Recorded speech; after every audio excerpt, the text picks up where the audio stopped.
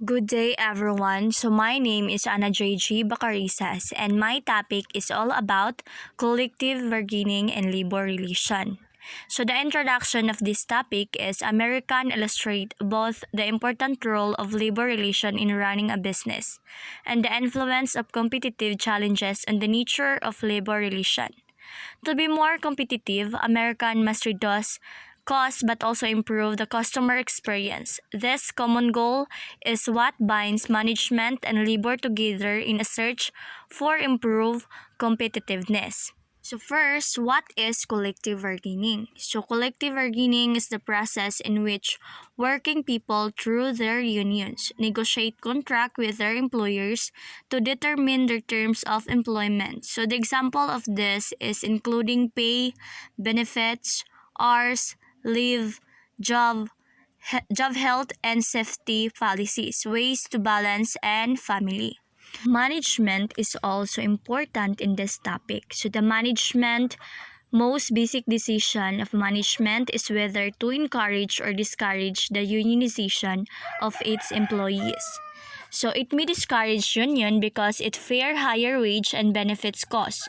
The disruption caused by strike and adversarial relationship with its employees, or more generally, greater constraints placed on its decision-making, flexibility, and discretion. Labor union. So the labor union seek through collective action to give workers a formal and independent voice in setting the terms and conditions of their work. A major goal of labor union is bargaining effectiveness because with it comes the power and influence to make the employees' voices heard and to effect changes in a workplace. So the types of union is national and international unions.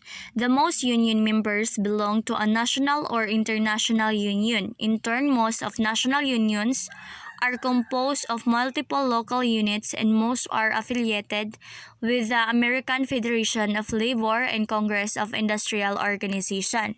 An important characteristic of a union is whether it is a craft or industrial union. The electrical workers and carpenters unions are craft unions, meaning that the members all have a particular skill or occupation.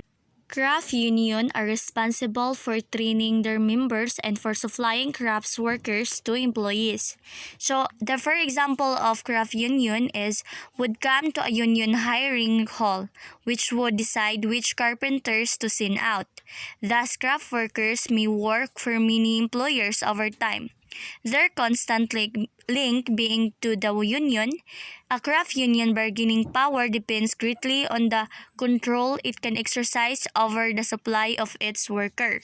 In contrast, industry union are made up of members who are linked by their work in a particular industry, such as steel workers and auto workers.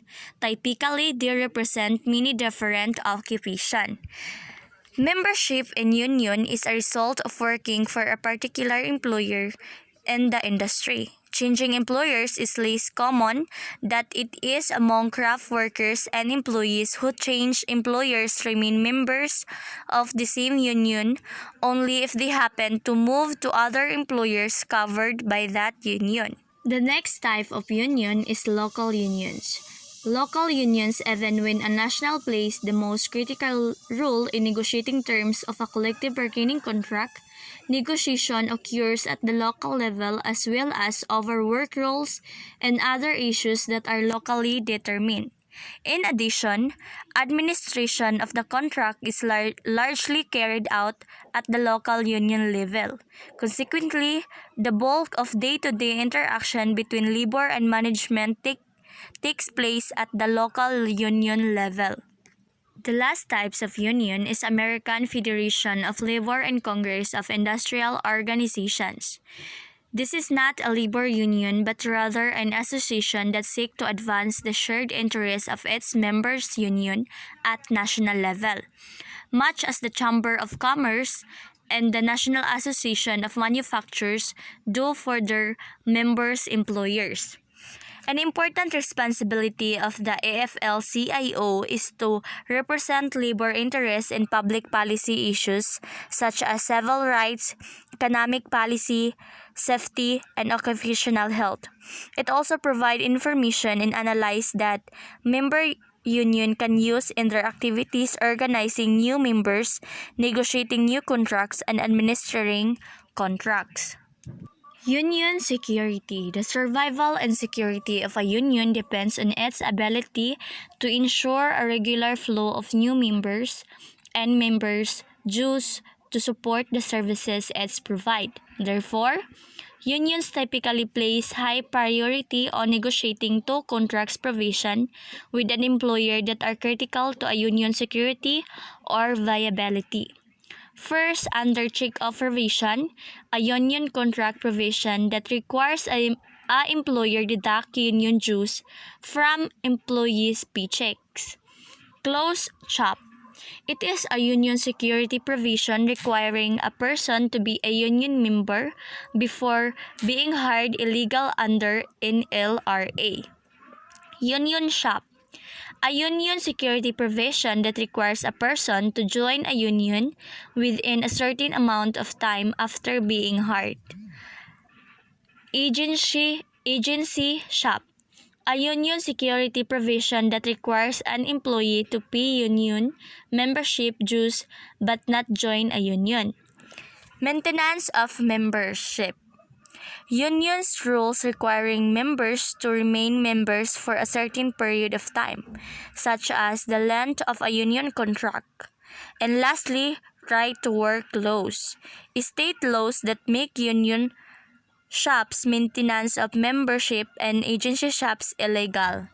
Union membership and bargaining power. A management and unions met head-on over the issue of union organizing.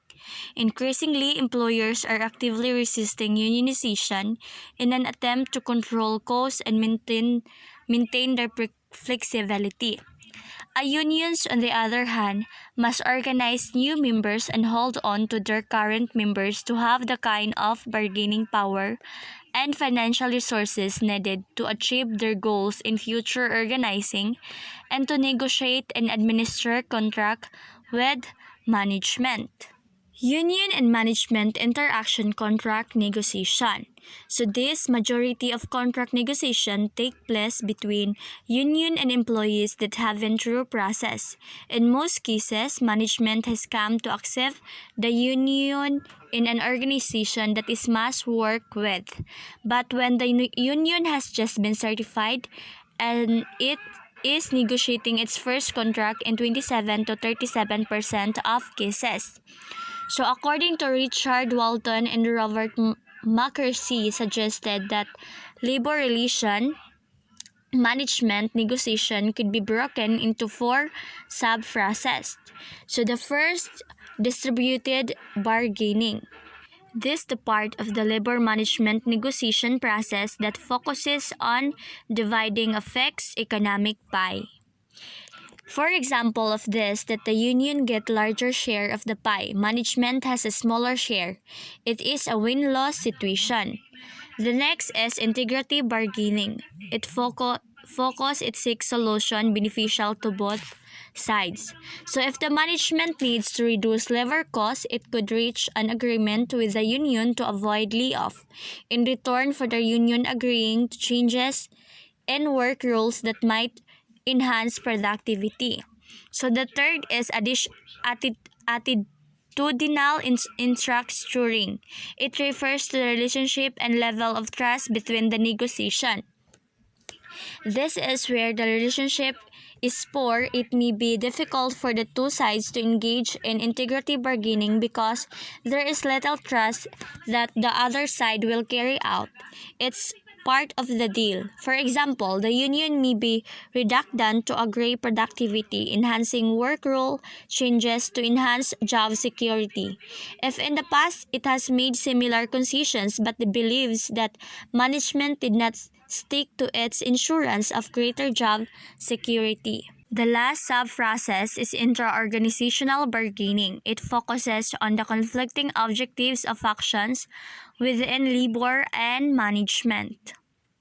Now we will go to the bargaining power, impasses, and impasse resolution. Employers and union conflicting goals are resolved through negotiation process. An important determinant of the outcome of this process is the relative bargaining power of each party, which can be defined as the ability of one party to achieve its goal when faced with opposition from some other party to bargaining process. In collective bargaining, an important element of power is the relative ability of each party to withstand a strike. Labor relation outcomes. The effectiveness of labor relation can be evaluated from management, labor, and societal perspective. Management seek to control costs and enhance productivity and quality. Labor unions seek to raise wages and benefits and exercise control over how employees spend their time at work. Each of the three parties typically seek to avoid forms of conflict like strike that impose significant cost on everyone.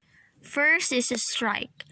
A strike is a very powerful weapon used by trade unions and other labor associations to get their demands accepted. And it generally involves quitting of work by a group of workers for the purpose of bringing the pressure on their employers so that their demands get accepted. When workers collectively cease to work in a particular industry, they are said to be on strike. Next is wages and benefits. A private sector unionized workers receive on average wages 19% higher than their non-union counterparts. Total compensation was 36% higher for union-covered employees because of an even larger effect of union on benefits. The union wage effect is likely to be overestimated to the extent that union can be more easily organized workers who are already highly paid or who are more productive. Lastly is productivity. There has been much debate regarding the effect of union on productivity. Union are believed to decrease productivity in at least three ways.